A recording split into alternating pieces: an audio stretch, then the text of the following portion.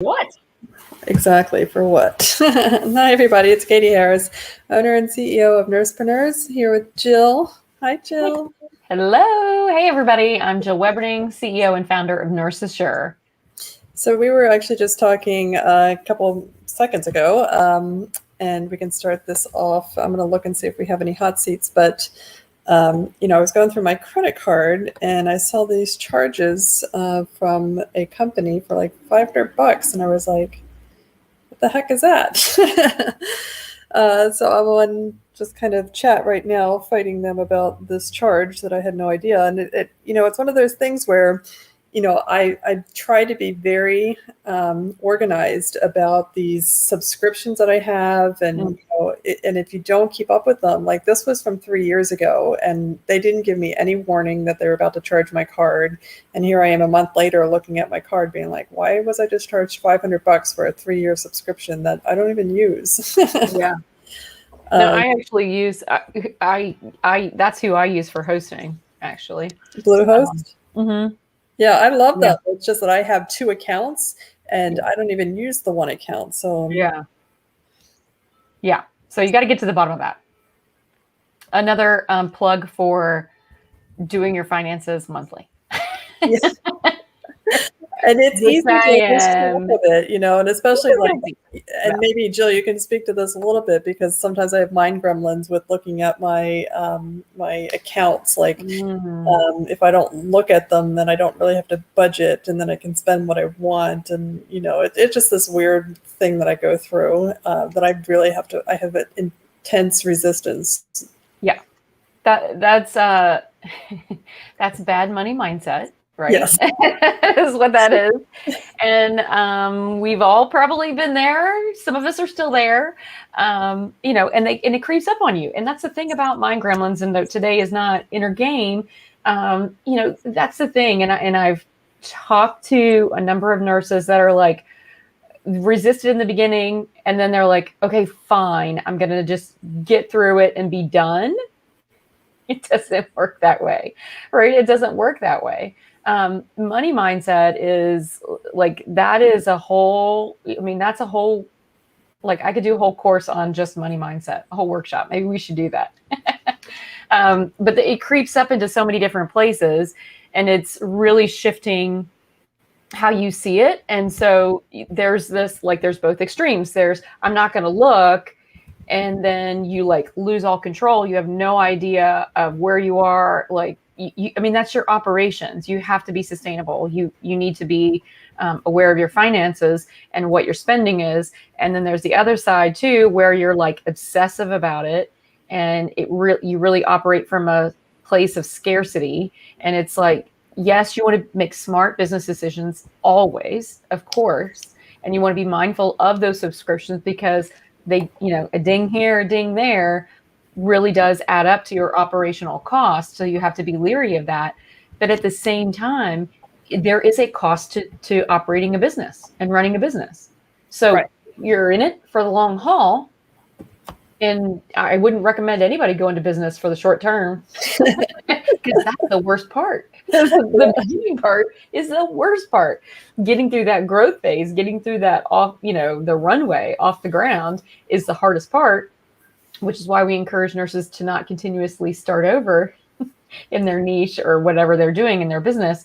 But, there is a cost of doing business. And so is holding back on certain things. This is where you have to really check in with yourself and say, okay, is this me being responsible with my finances, or is this me operating from a place of fear and scarcity? Because that's not how a CEO operates a successful business. And you always have to be, operate from the end in mind, right? Like, you need to, if you say you want to make you want to run a 6 or 7 figure business, well, what kind of decisions and how do you show up like a CEO of a 6 and 7 figure business? They're not worrying about paying the subscription for a platform that's actually going to house their course or program, which is their only offer. Like, how else are you going to make money? Yeah. Right. So, you just have to kind of work through. Sometimes it's just a check-in. It may be responsible, but look, is it that, or is it fear? Is it operating from scarcity of, I just like, I don't know if I'm going to have enough. And what if I don't, when am I going to get my next client? That's all scarcity. Yeah. Money's just a tool. It's just a tool to help you increase and expand, so that you can increase your impact and help it create expansion in other people. That's all. Though I would say that, and keeping in with like the business theme of this, is that the subscription model is a very popular model. It's a very, very profitable model. And it's something that we've seen just kind of generate over the last couple of years. Like everybody wants to have a subscription model, just for this reason, right? For recurring revenue.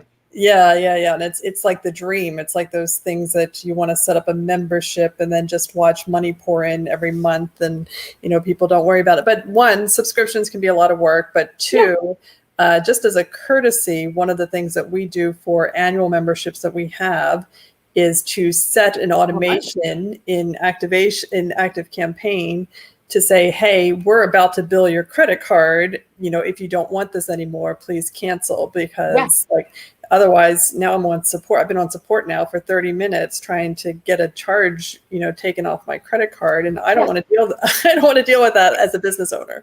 And nobody wants that. Like, as a business owner, you don't want the chargeback because it hurts your scores, right? Like, we've learned this. You don't want chargebacks. You don't want people, denying charges because they're upset, like you are right now, that like, what the heck? That was from 3 years ago. I had no idea.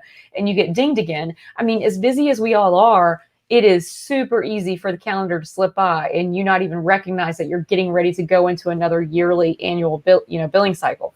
And I would much rather check in and say, hey, here's a reminder. And then it also gives them an opportunity. That's just good customer service. It's just, honestly, operating with integrity. We're not trying to slide anything by anybody. We only want people who are finding value, and that we can help where they are. So if for whatever reason you're not using that service, then, obviously it makes sense that you're not going to want to keep paying for it. But memberships are hugely popular.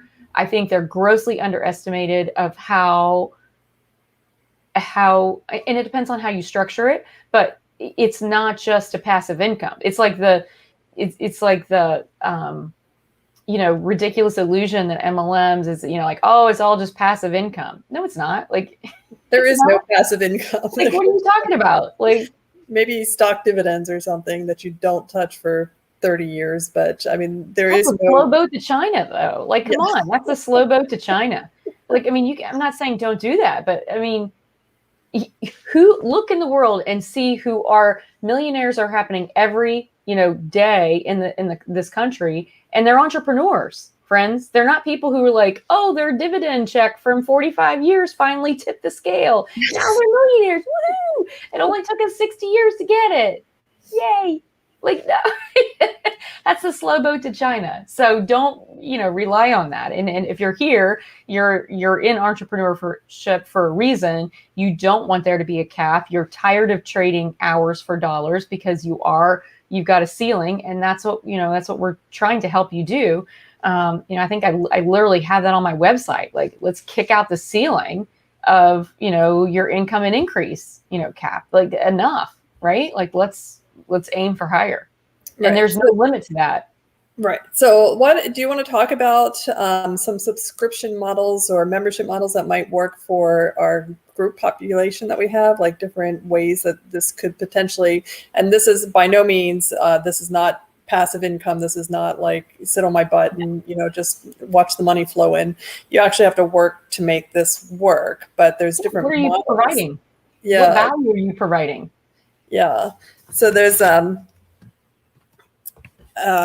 there's different types of models that you can do. And, I'm thinking of like cannabis nurses, IV hydration nurses, med spa nurses, like the different kind of, even coaching, nurses that do coaching, different subscription models that you can get people in. And this, first, I do want to make a differentiation between subscription and payment plans, because I've had that come up a lot in my business. Gosh. Totally. People say they want to cancel their subscription. I'm like, no, that's not a subscription. That's a payment plan, friend. There's a big difference. Different things.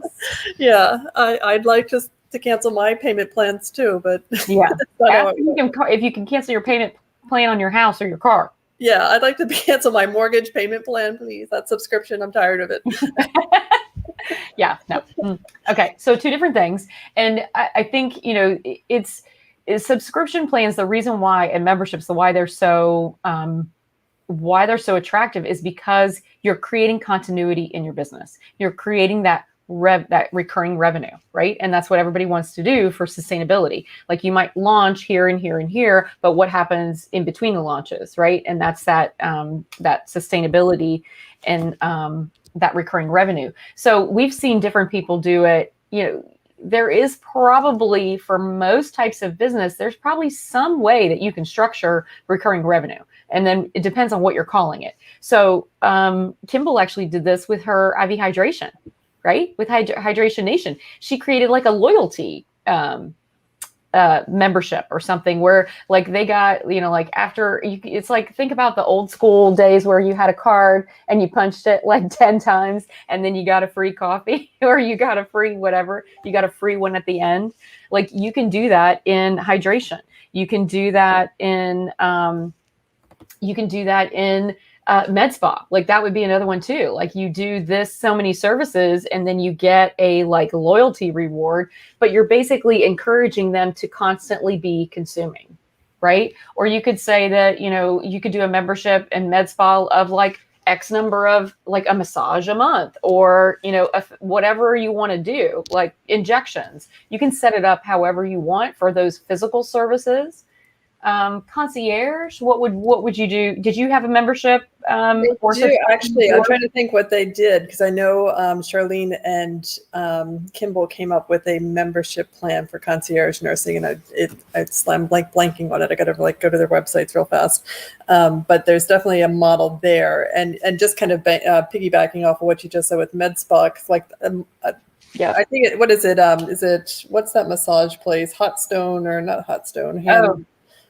They do monthly memberships for massages, right? So you pay, and I was in one for a while. It was like $65 a month, and you get one massage a month plus discounts on other things. Okay. So that, one prevents me from going to other massage places when I want a massage, but it also encourages me to have a massage every month because I'm like, oh, I paid $65, I'm going to go get that massage. Yeah. And name it something, that's enticing, right? Like, so, I mean, there's so much self-care talk out there. Like to me, that's already been that's already overused. I would be looking for different titles to be calling things besides self-care, because now that's becoming a red ocean as well as life coaching, these general things like, well, what does that mean? It means something different to everybody. It's kind of becoming this normalization. So if you're in that space, then I would be naming your packages or your membership, to try to specifically attract who you want for that service, right? I'm trying to think of what other businesses. So from a coaching perspective, I've got one colleague that I work with. She actually has a calling card, which I love this idea. Like she did you can do that where you can do a membership where you get like X number of contacts or a call a month or something like that. But she found that she also had clients who wanted to like just call her at certain periods of time and they needed her like now.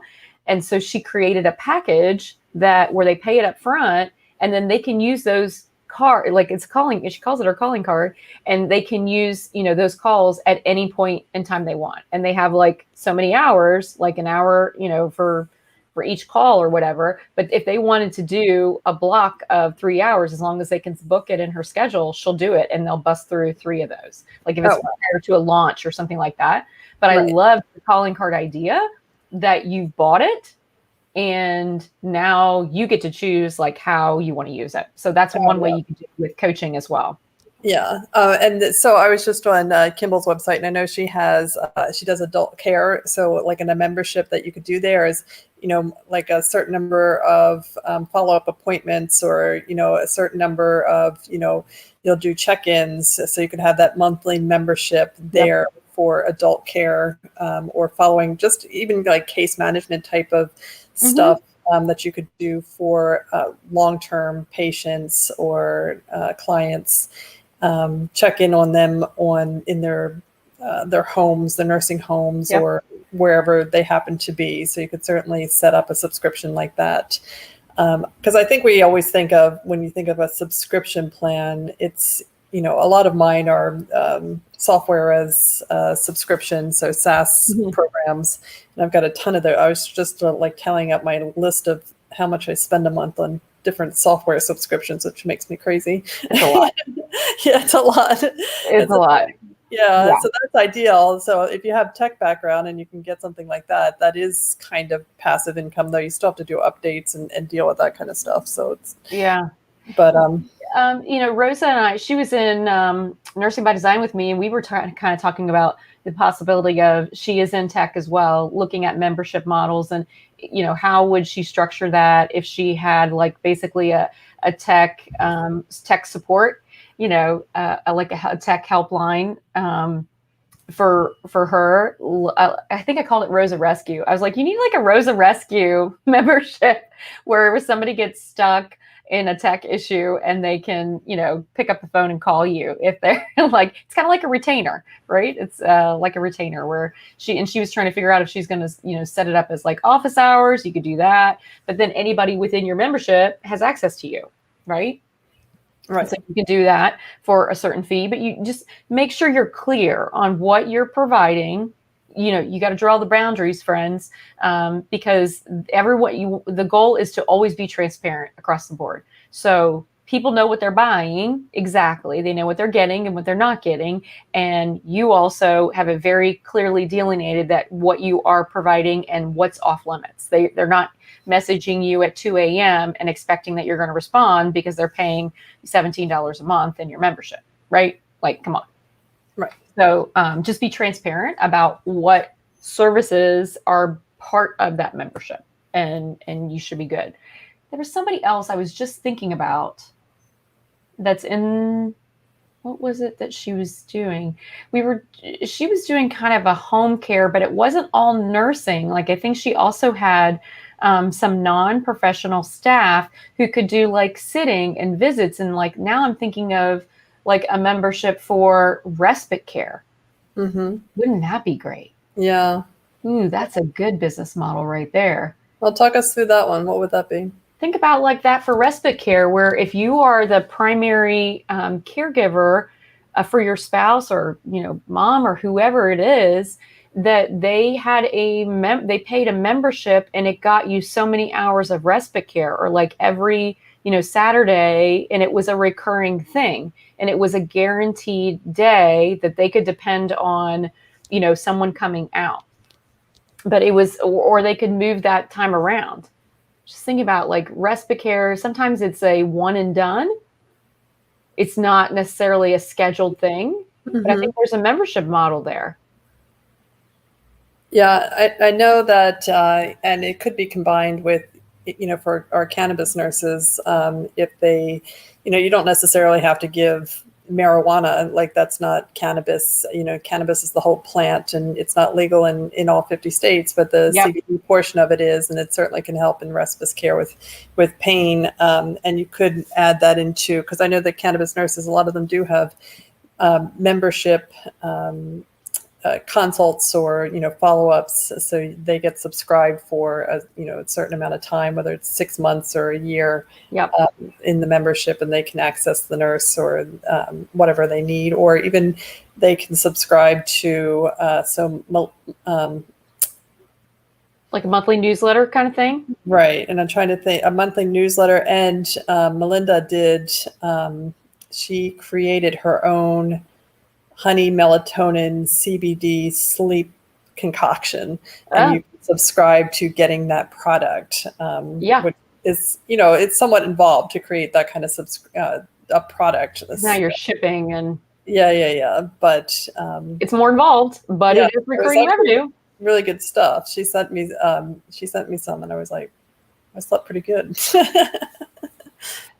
Put you on the membership model.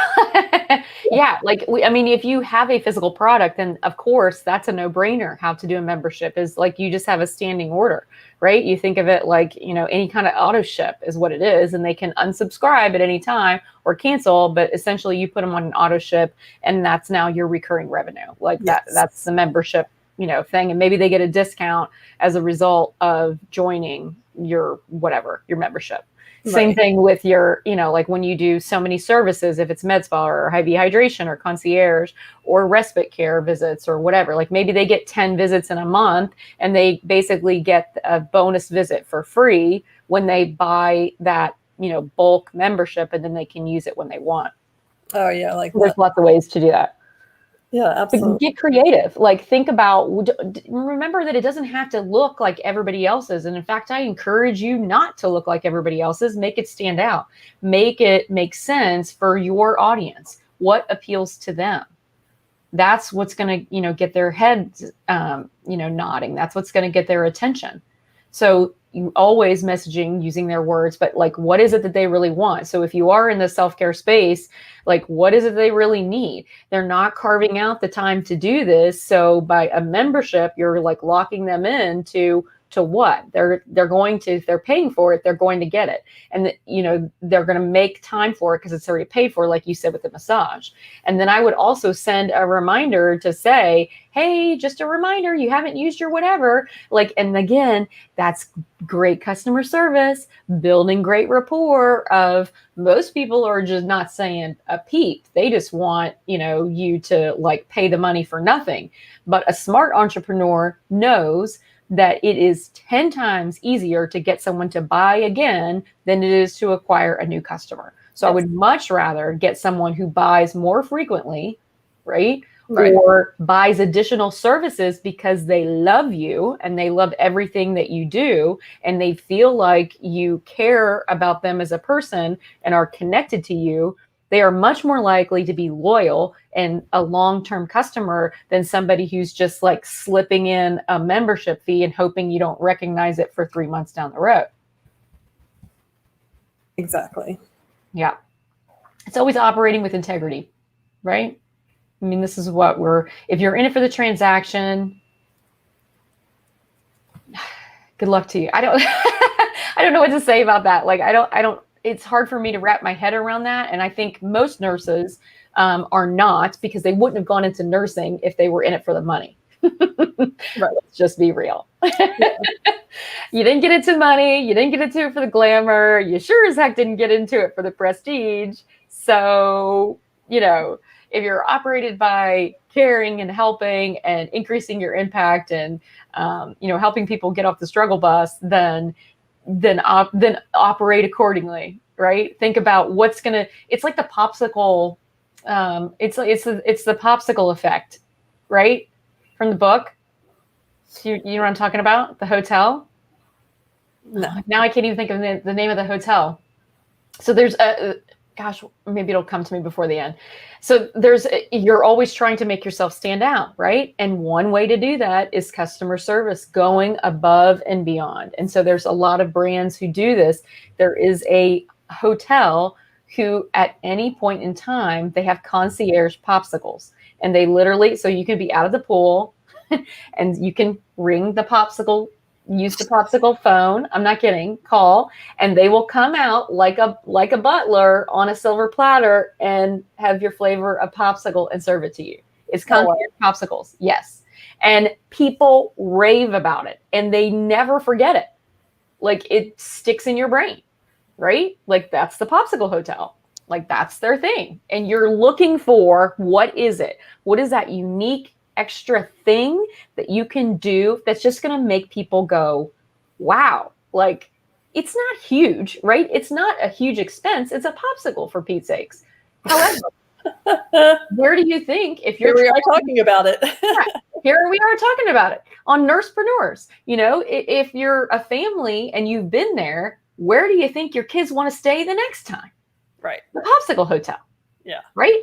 And you probably want to stay there too, because it's easy pleasing at the Yeah, popsicle plus I factory. can imagine that as being very Instagram worthy, like you getting a picture with the popsicle Oh butler my and a gosh, popsicle in a tray and a popsicle huge. here. Yeah, Yes. So you're looking for the popsicle effect. That's what you're looking for. Like, what is it that you can do that's going to be like, oh my gosh, get people talking around the water cooler, posting on Instagram. You're never going to believe what I just got here. Like, it doesn't have to be big. It's the gesture, it's the fact that they are showing they will do anything, they will go above and beyond. They found something that's unique and memorable. Like, so, obviously, why they're going to stand out compared to every other chain in the red oceans of where you could stay. You could choose anywhere. right. They got an incredible return rate. Yep, Yeah. absolutely. And so simple. So simple. Like, that's it. Don't overthink it. It doesn't have to be huge. We all think like we have to invest all this, like, oh, I can't give it. And even when you're starting out, like when you're, doing groups and you want people to engage and you might want to do a contest, you could have been part of a group where they gave a $500 gift card. Well, you may not be able to do that, but you'd be surprised how over the moon people are to get a free coffee in the mail unexpectedly. Oh my Right? God, I'll be so excited. Like, oh my gosh. Oh, a happy. Something came in the mail for me and it's not a bill. Yay. Yeah. Like, because that's all you get now. You get bills and we're then adults. spam. Yeah. We're adults. We get bills. Like, so just a little something, like every time we get the mail, my 10-year-old runs and like, anything for me? And I'm like, who would be sending you mail? It's not October, which is her birthday. So I'm like, for the most part, it's the only time she gets mail. Nope. She just got a postcard this week from her teacher, who's going to be, her teacher next year. Postcard she was like, yes, mail for me. Right? Like, it's just this unexpected little something extra that it makes the difference. That's the tipping point. Those are the things, those little things are what set you apart in the market. For sure. So think about, what is that for you? Yeah, exactly. And that's huge. And my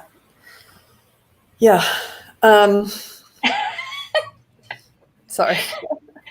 Your train of thought is like right. Off track.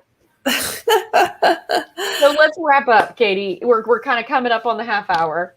And so we've been talking about memberships, how important it is to create continuity in your business. And there's lots of ways you can do that. Do not think that there is only one way to create continuity in your business. Absolutely not. There's like 100 different ways. The question is, what way makes sense for you? What aligns with how you want to work? Don't create a membership that you have to create all this content for and show up once for 3 lives a week and make all these promises. And now you've created a prison again.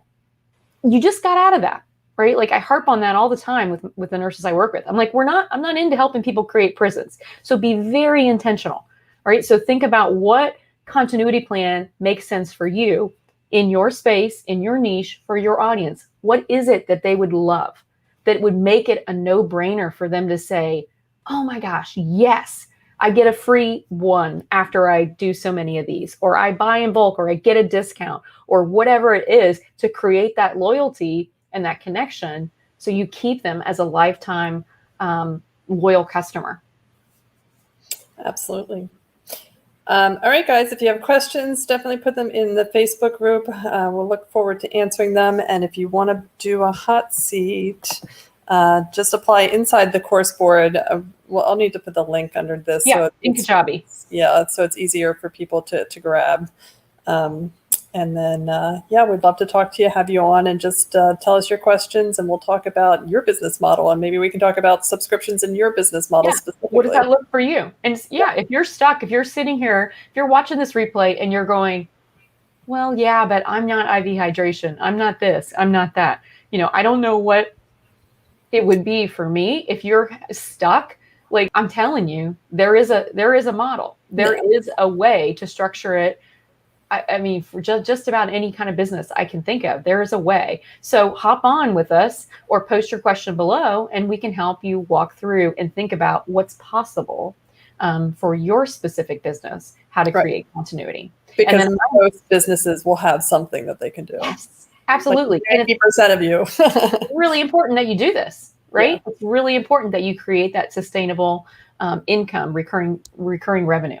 And then I will be back in the group on Friday with a hot seat. I've got a hot seat application from Elizabeth. She can't join me live, but I'm going to be walking through her hot seat on Friday, content strategy at 1:00. All right, guys, we'll see you in the group.